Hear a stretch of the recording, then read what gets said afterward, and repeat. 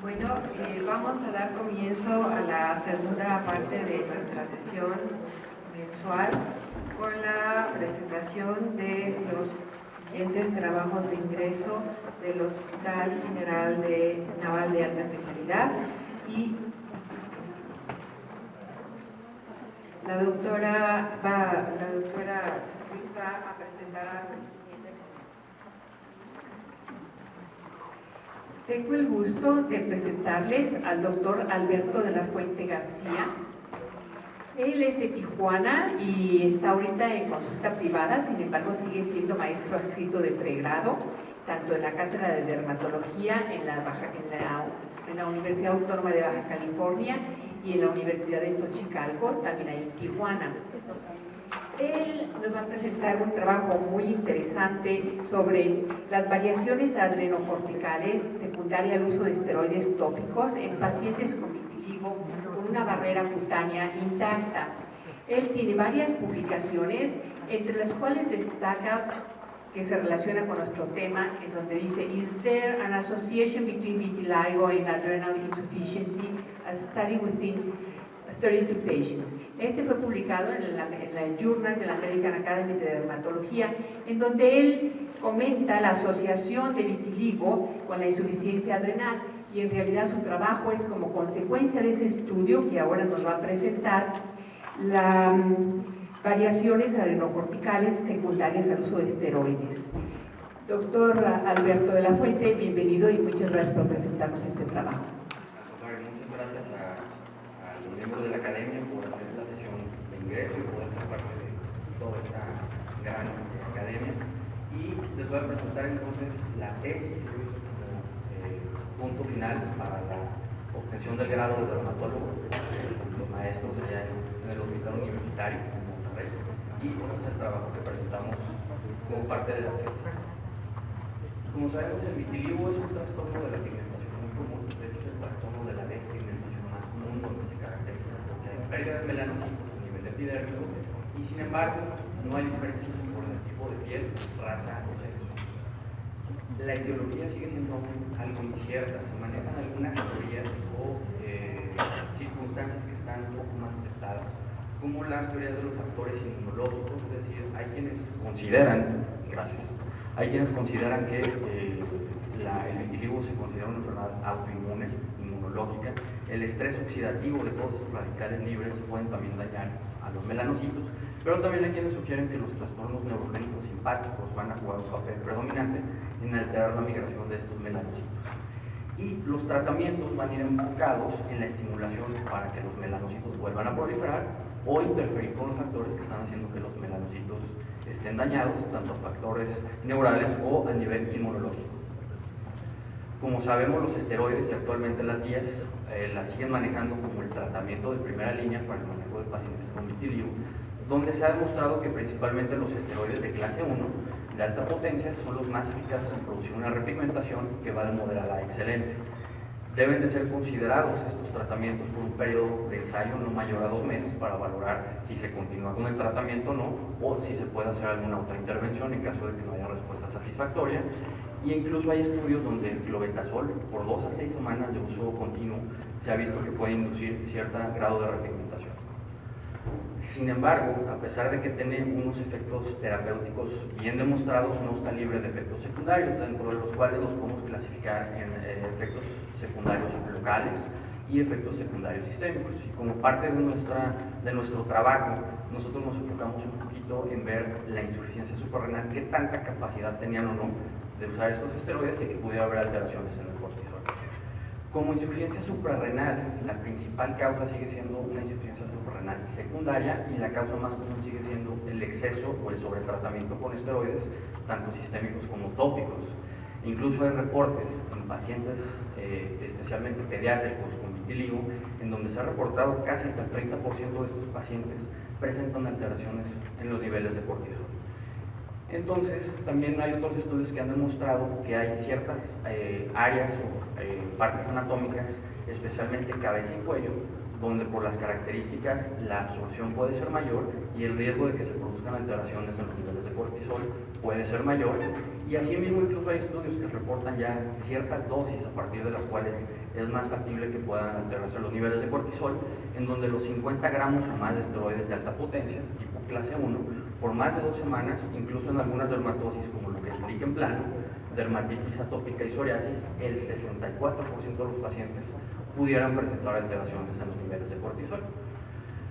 Y para medir esos niveles de cortisol, bueno, hay dos pruebas donde la más nueva o la que está más actualizada es la hormona adrenocorticotrópica sintética, pero con una dosis más baja de la dosis estándar o habitual. La que actualmente se está manejando es de 1 microgramo, a diferencia de la clásica o del estándar de oro, que era la de 250 microgramos. Y con esta prueba de 1 microgramo, para poder definir como incidencia suprarrenal, es tomar los niveles basales de cortisol, es decir, previos a la administración de la hormona, siempre y cuando sean menores a 5 microgramos por decilitro, o bien 30 minutos posteriores a la administración de la hormona, cuando los niveles de cortisol sean menores a 16 microgramos por decilitro. Esta prueba ha demostrado tener una sensibilidad del 94.7% con una especificidad y una precisión del 90%. Misma por la cual decidimos hacer el estudio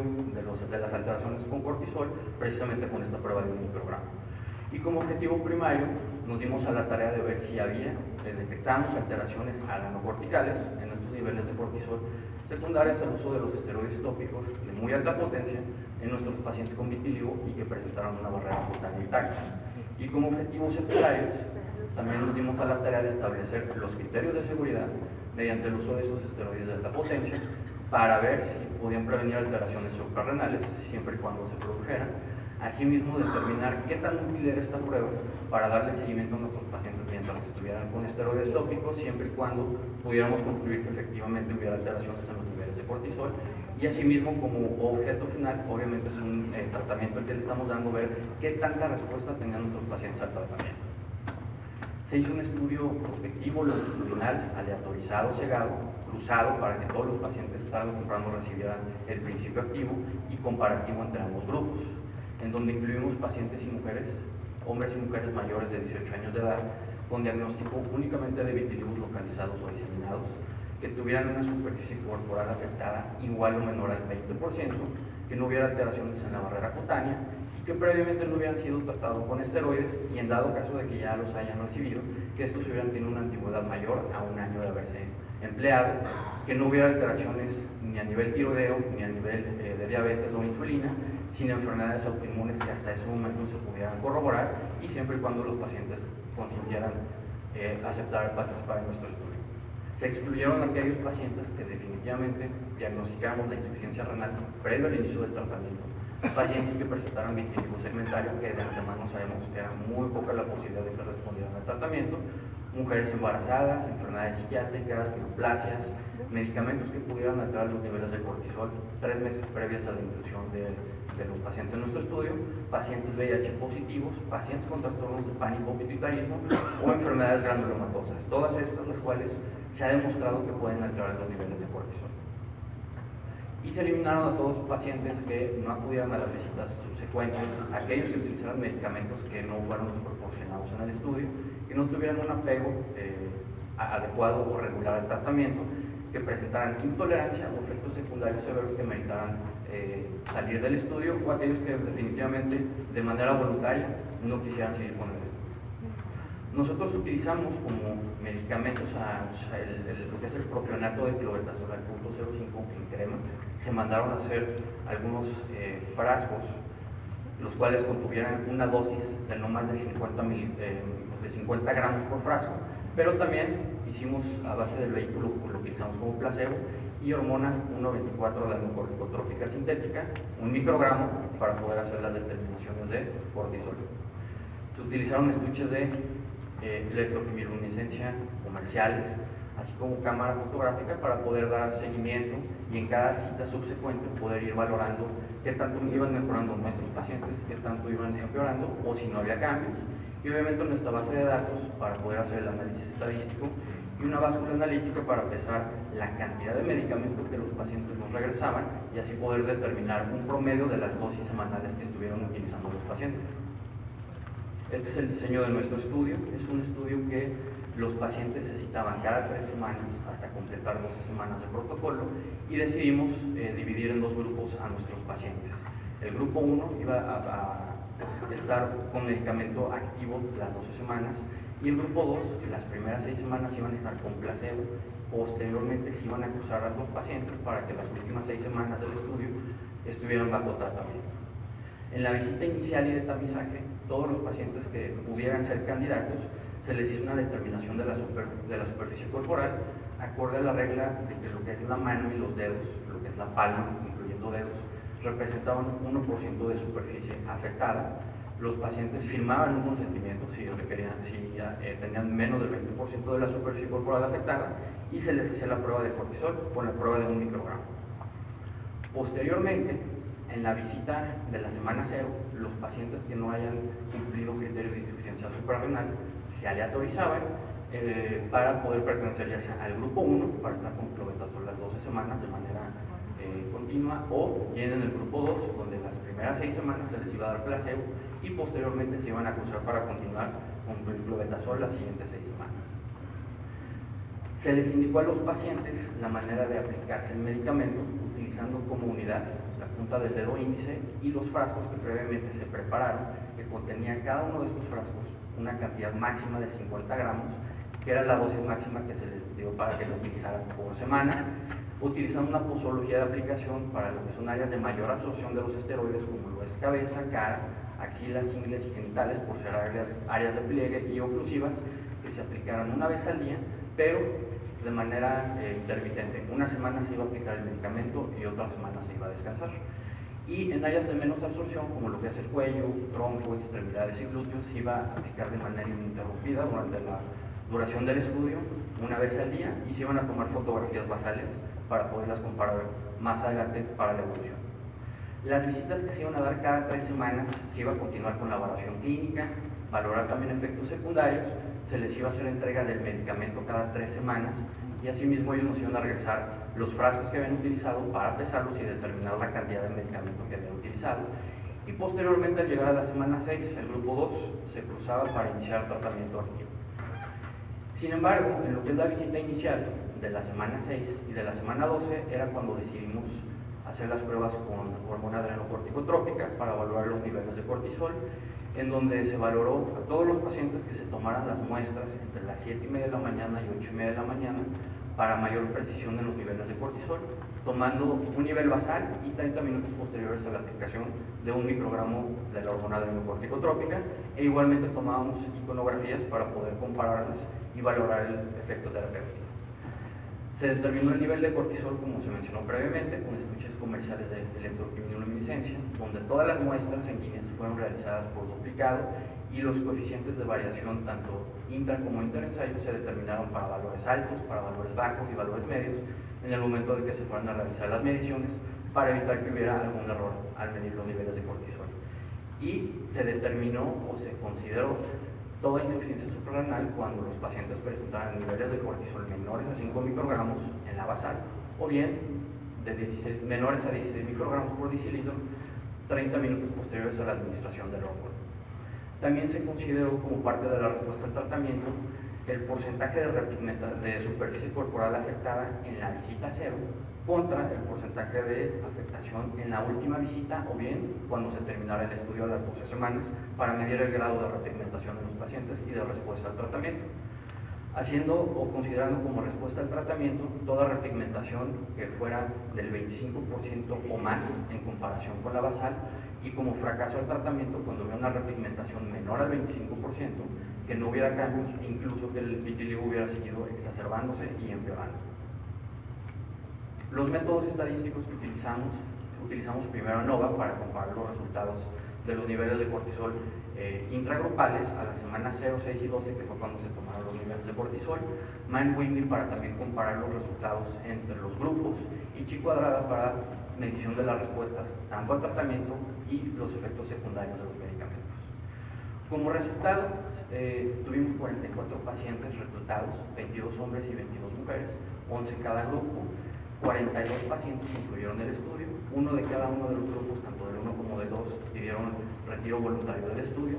en donde la mayoría de los vitiligus que vimos eran vitiligus inestables. La edad promedio fue de 35 años, el porcentaje de superficie corporal en promedio fue de 8.5, ligeramente mayor para el grupo 1, en comparación con el grupo 2 que fue de 7.6. Sin embargo, era una diferencia poca significativa.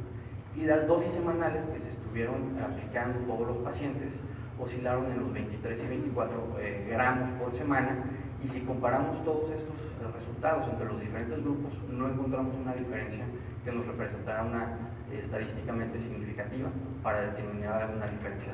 valorable. Posteriormente, los niveles de cortisol que medimos, los del grupo 1 y los del grupo 2 se fueron midiendo, como lo mencioné, a la semana 0, a la semana 6 y a la semana 12. Los niveles basales a la semana 0 fueron de 18 microgramos por decilitro. Posterior a la aplicación del medicamento, estos bajaron hasta 15 y continuaron bajando hasta 15.5.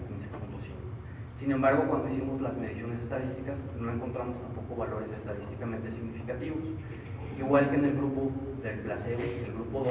donde incluso también, a pesar de estar con placebo, una ligera disminución de los niveles de cortisol, y posteriormente, ya que estuvieron con el medicamento activo, un ligero incremento en comparación con el basal. Lo mismo pasó con los niveles de cortisol 30 minutos posteriores. Sin embargo, al hacer los análisis estadísticos, no encontramos una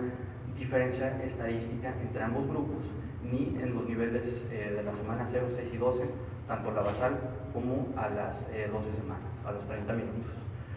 En cuanto a la repigmentación, hubo más pacientes en el grupo que estuvieron las 12 semanas con el medicamento, con mayor índice de repigmentación,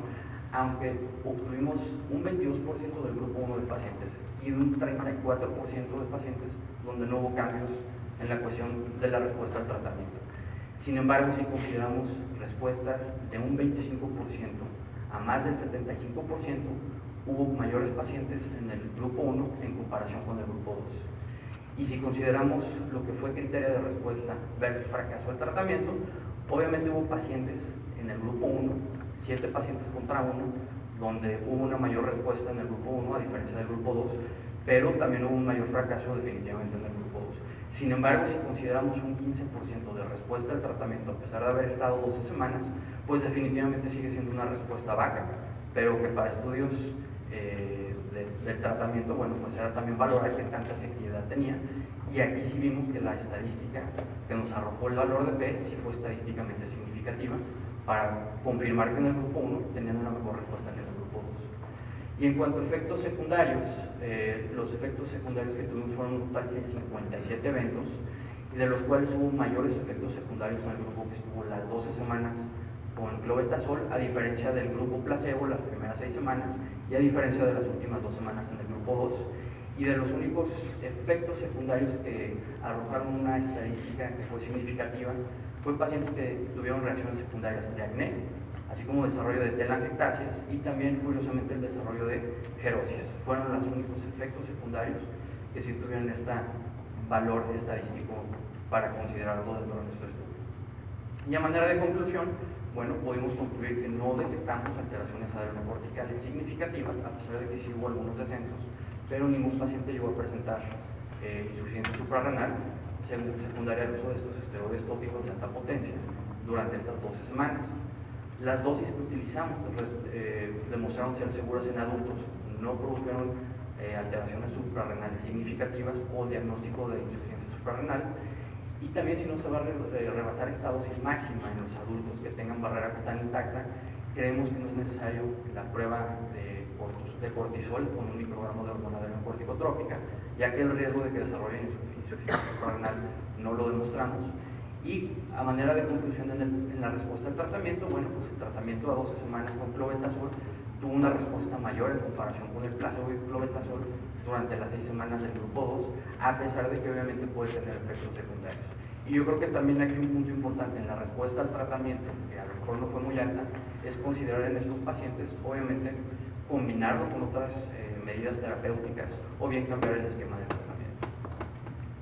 Y eso sería todo.